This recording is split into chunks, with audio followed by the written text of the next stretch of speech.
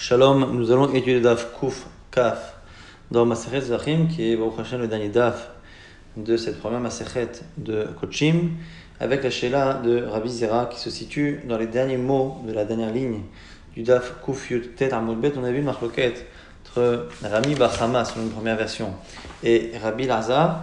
Est-ce qu'un korban qui normalement peut se faire dans une bama ktana, dans une bama personnelle, en général sur les toits des maisons, et qui en général ne nécessite pas toute la halachot particulière pour Zrikat Adam, pour les bigs des charrettes, les clés charrettes, le kohen, toutes ces choses-là qui sont typiquement à l'Ifnei Hashem, est-ce que ce korban-là, si le korban qui peut se faire là-bas sans toutes ces halachot-là, si ce korban est apporté dans une bama gdola, dans une bama qui, elle, par contre, nécessite le respect de tous ces halachot, est-ce que le korban devra se faire en fonction de ce qui se fait dans la bama gdola, en fonction de ce qu'il aurait dû être fait dans la bama ktana? En gros, est-ce que c'est le korban qui détermine la avoda, ou est-ce que c'est l'endroit où on se situe? Donc la question de Rabbi Zera est ainsi, Rabbi Zera, on l'a de bama tachid, Sheikh Nissa Lifnim, qu'on a fait rentrer à l'intérieur, ve'otsi à la chutz, et on la ressort. Donc Rabbi Lazar avait dit qu'un korban que l'on fait dans la bama gdola, même si c'est un korban de bama ktana, doit se faire selon la halachot de bama gdola. Maintenant la question est, si on a fait rentrer le korban et qu'on l'a fait ressortir, est-ce que selon Rabbi Lazar, on dira qu'une fois qu'il est rentré, définitivement, il devra garder la halachot de bama gdola, ou non, c'est tant qu'il s'y situe. Donc la discussion sur Rabbi Lazar, c'est est-ce que les mechitzot de la bama gdola, elles sont koltot définitivement ou koltot que pendant le moment où le korban s'y situe. Donc c'est la question de Rabbi Zera. On a le bama tachid, une orla qui a été égorgée dans la bama tachid à la maison. Sheikh Nissa Lifnim, qu'on a fait rentrer à l'intérieur des mechitzot de la bama gdola, aussi à la chousse, on la sort à nouveau. Mahou. Est-ce qu'on dit que parce que c'est rentré dans ces mechitzot, les mechitzot ont été koltot, ont changé le statut définitif du korban?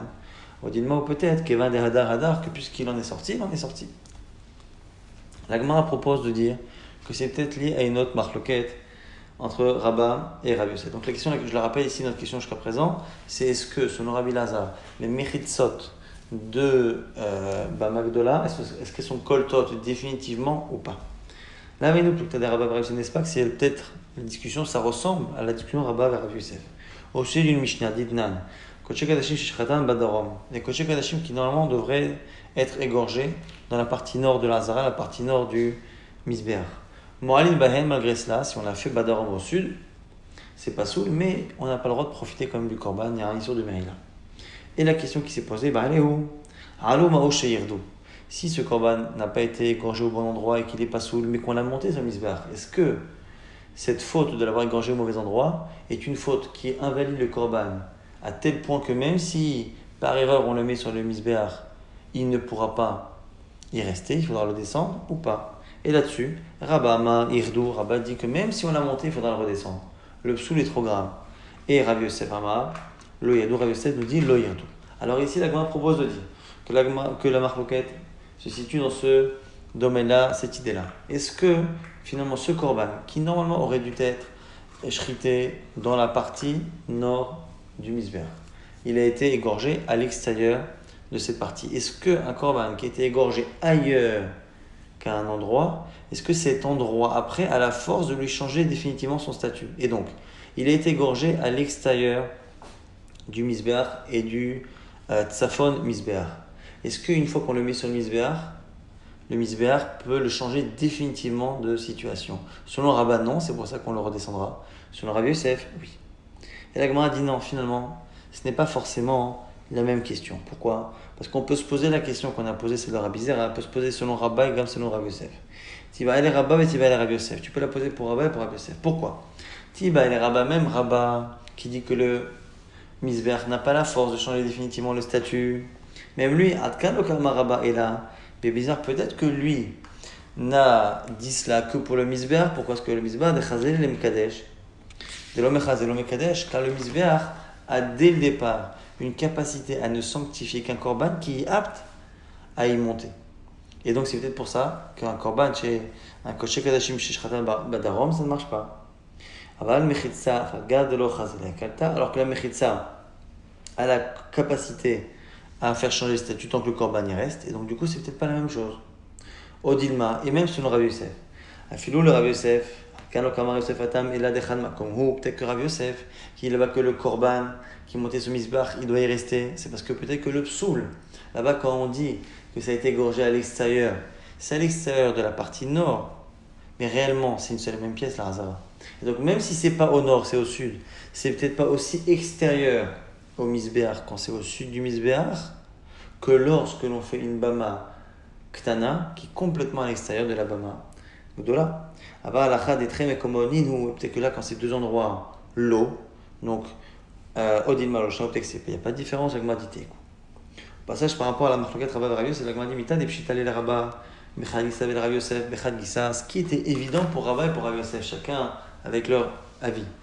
Uba'ele et Rabbi Yanaï. Rabbi Yanaï lui-même se posait la question. Des Baï Rabbi Yanaï, car Rabbi Yanaï posait la question. Et vrai, Ola de Bama Tachid, Sha'alou la Misbeach, des membres d'un Ola qui a été fait dans une Bama personnelle, qu'on a amené au Misbeach. Ma'ou Sheyardou, est-ce qu'on doit le redescendre ou pas?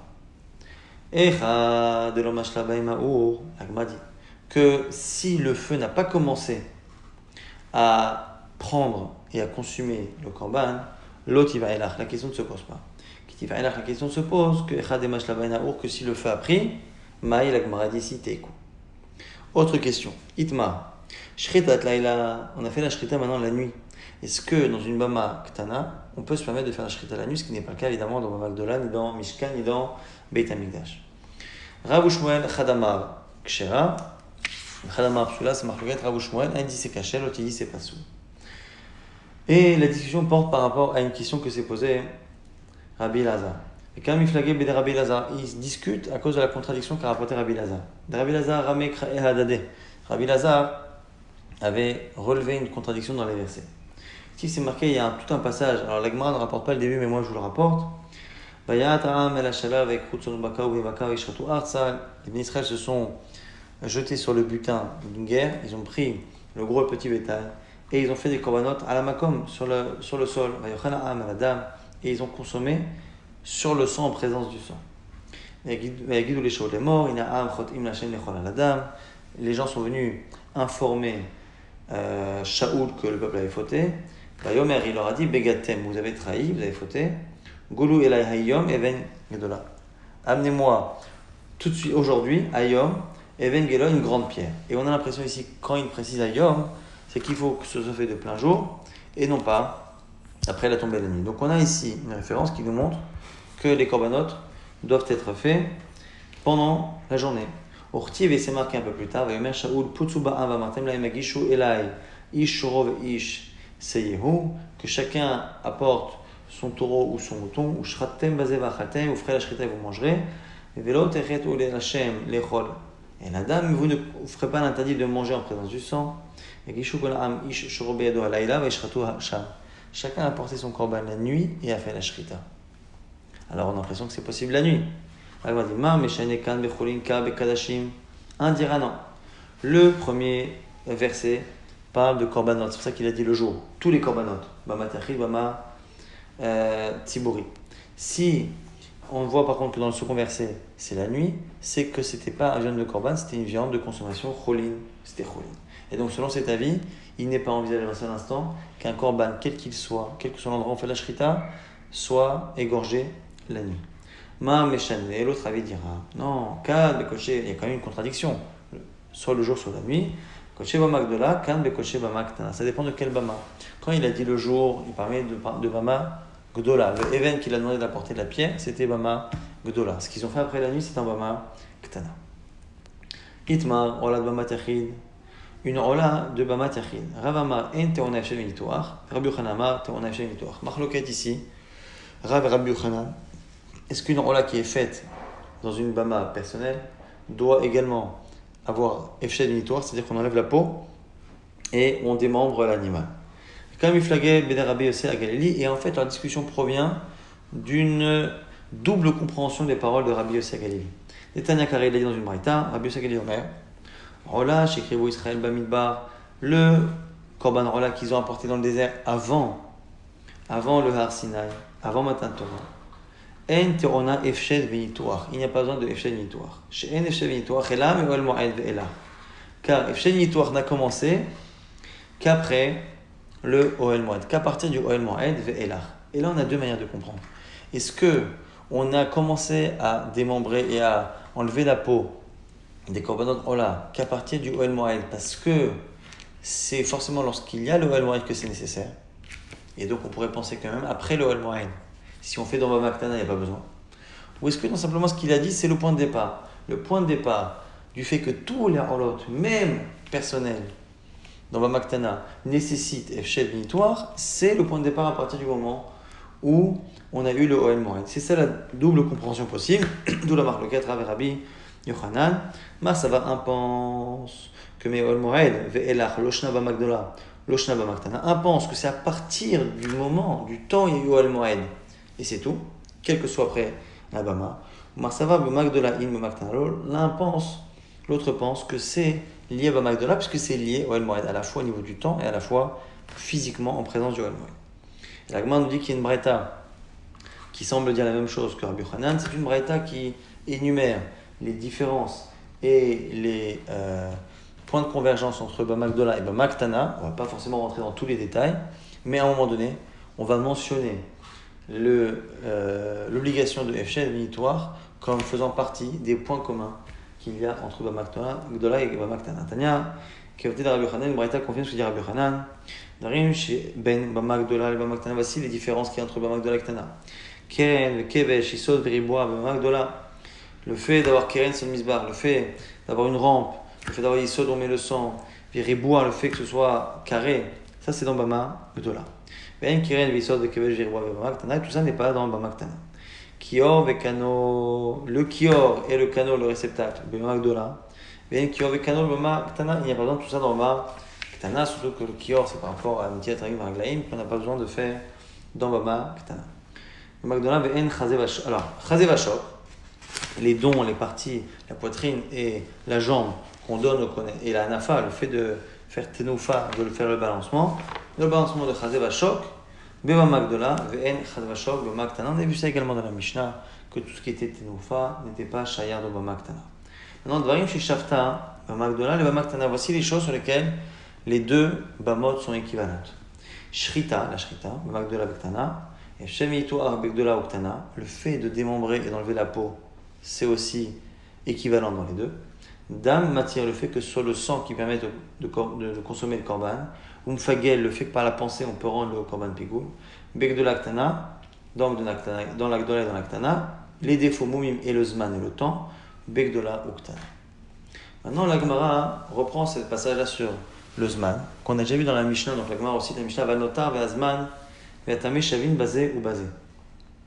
Le notar et le Zman, le fait que si on dépasse le temps, le fait que si, avec l'intention, pigoul, on a l'intention de consommer plus tard, le fait qu'on rend le korban passou par notar ou par Zman, d'où on le sait, la Gemara dit Tano Rabban, c'est une braïta, Neina sot Zman, Bemamaktana, Kebamagdola. D'où sait-on, savons-nous, que le Zman est aussi problématique dans Bamaktana que dans Bamagedola. Alors ici, la Gemara va expliquer finalement pourquoi on se pose la question. Parce que rappelez-vous qu'il y a un ou deux dapim, on a vu que normalement, la logique aurait été que ce qui est obligatoire dans Bamagdola est obligatoire dans Bamaktana.